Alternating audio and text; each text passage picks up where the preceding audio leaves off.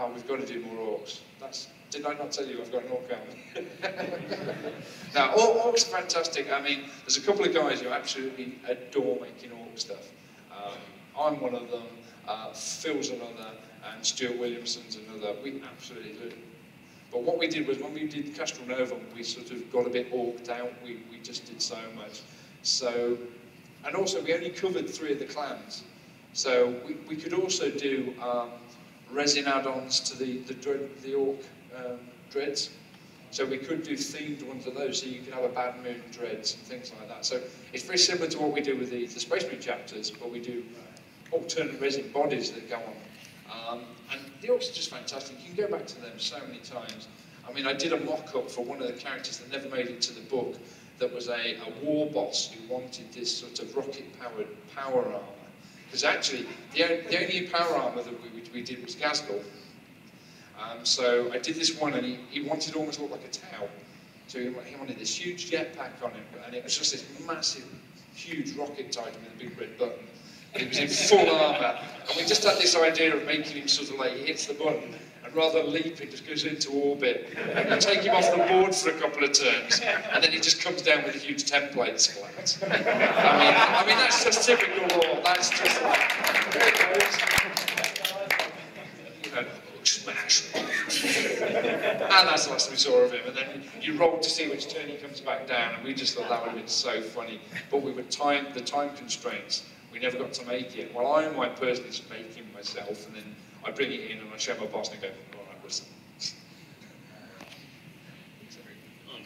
Some of the older models have issues just with like shrinking, and are there any plans to remaster some of those?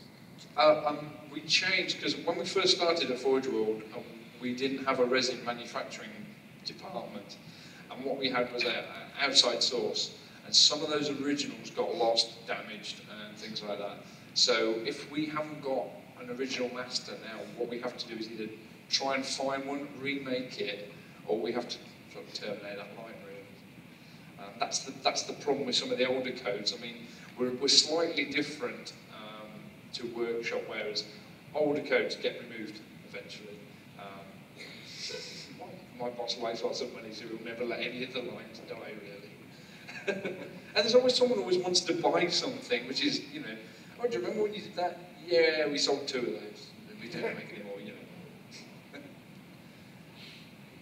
Is that? You're saying about making more Space Marine tanks. Any chance of seeing anything Space Marine in Superbook? Yeah, I mean, that's another question that people have been asking us today. The Space Marines need something super heavy that's not just a Thunderbolt. So again, we could look at doing a larger variant. Maybe there was an older pattern pre-heresy that got lost in the, you know, during the heresy. You know, there's old sort of patterns. So we do want to look at heavy tanks and heavy vehicles as well, because I think they need a bit of versions of those for their armies as well. I applaud the Apocalypse consolidated rulebook and went through that coming. Any idea of a time frame? Yes, the Apocalypse rulebook is out for Games Day UK, which is the end of September. Wow. Yes, it's fast. It's blink if you miss it. The guys are working like a blur back at the office there. They're doing artwork. They're doing. I mean, I've personally painted 5 of the Contemptor Dreadnoughts in different patterns and different shapes and colours. That's okay. Yes, sir. When are you going to release Imperial Armor 11? We're looking at Imperial Armor 11 in not September, Christmas time. Okay. So that's that. The trouble we've had with that is we've had a few rule changes and rewrites. That's the problem. It's sort of been slightly delayed with that, and also with the Apocalypse book coming out, we needed something that we could get out that would help people, players, get their armies changed.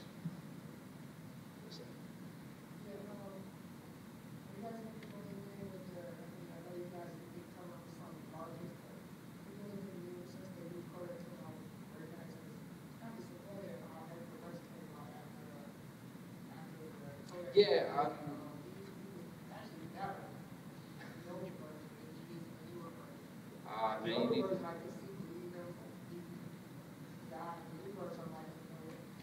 I think you need to go down and speak to the guys in the studio for that one. You know, that's like.